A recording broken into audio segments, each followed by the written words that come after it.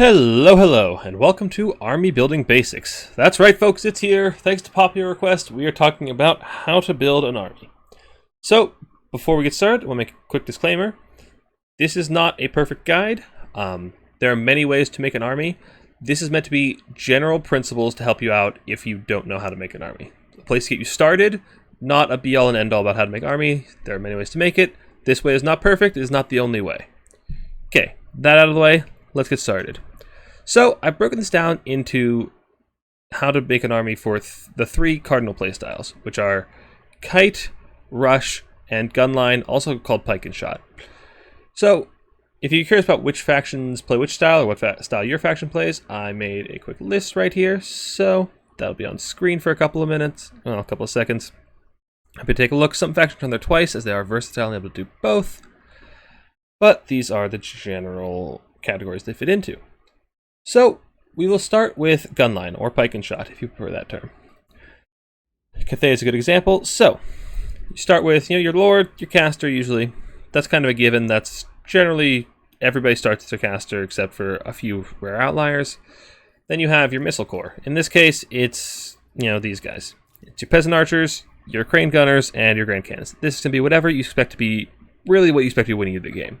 The heavy missiles they expect to do most of the damage to force your opponent to come and try to shut them down. They are the big threat in your roster. Then you have you have the gun part here, and then you have the line part. You have just infantry, solid, cheap, tanky, to protect it and to control space. And that's generally the starting roster of a gunline build. Then, in your reinforcements, most of your reinforcements are going to be sweeper units. In this case, for Cathay, it is cavalry.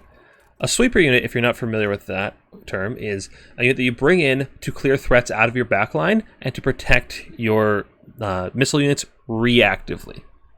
So, say a Fury lands on your crane gun, you summon a Jade Lancer, it comes charge the Furies, the crane guns run away, the Furies are killed. Everybody's happy except the Fury. So, sweeper units. Cavalry, dogs, fast infantry, flyers, that kind of thing. There's also some extra infantry here.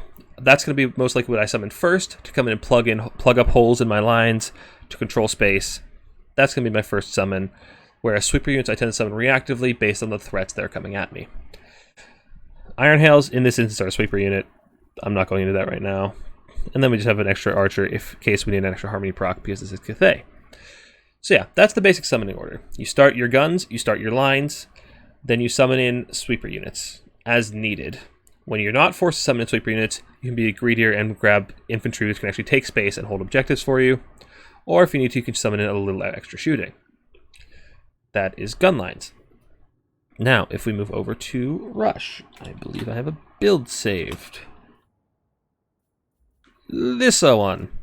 So, for Rush factions, you're generally going to be starting a lot of infantry, or your aggressive units. Typically, you start your infantry because it is the slowest part of your rush. So you want it on the field first so that can get where it needs to be by the time everything else does. So you start your infantry. If you don't have enough infantry, then you also start monstrous infantry, and you just go up the list from slowest to fastest units. After you have those in your starter, then you take the faster units and put them in your reserves. As well as, spare infantry never hurts. But generally then, you summon the next slowest thing, which in this instance could be your supporting things, the most essential part of your... You want to summon the slowest things and the most essential part of your rush, the next most essential part of your rush, which in this instance, if your Squig herds, your monster infantry, those key supportive units. If you're playing counts, it might be a corpse cart. If you're playing greens, it's Squig herds. If you're playing chaos, it might be chaos spawn. Those are your next priority. Then, once you actually started to engage, you want this stuff out before you engage, your monster infantry, the things you need to execute the rush. Then after the rush has been executed, then you start bringing out, or as it's being executed, you start bringing out disruption pieces and cavalry. So things like Furies, Bats, Dogs, and then your cavalry. Fast units that can catch up to your troops that are already on the field and have an impact and shut down those pesky ranged units. That's the basics of rush builds. Next, we have Kite.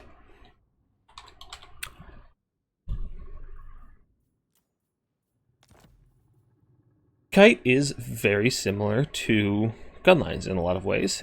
It's just that you're much less static. In this instance, it's a bunch of missile units that are mobile and can, in large parts, fend for themselves.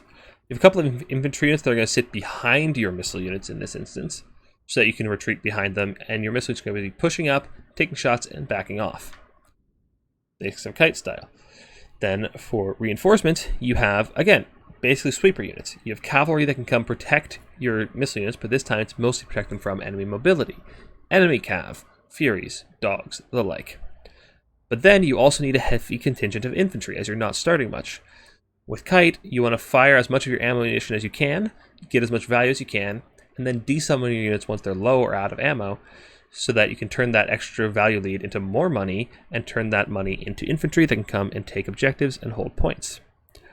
So if you're playing kite, you need a large contingent of infantry in your reinforcements, whether it's dryads, spears, black arc corsairs, anything like that. Those are the basics. I hope you found that helpful. I hope to do a more in-depth guide on this topic one day, but it's a very complex subject. It's going to take a lot of work, so thanks so much for watching. I hope you found it helpful. I hope you found something you can use in your games. If you appreciate it, like, comment, subscribe, all that jazz. I will see you next time.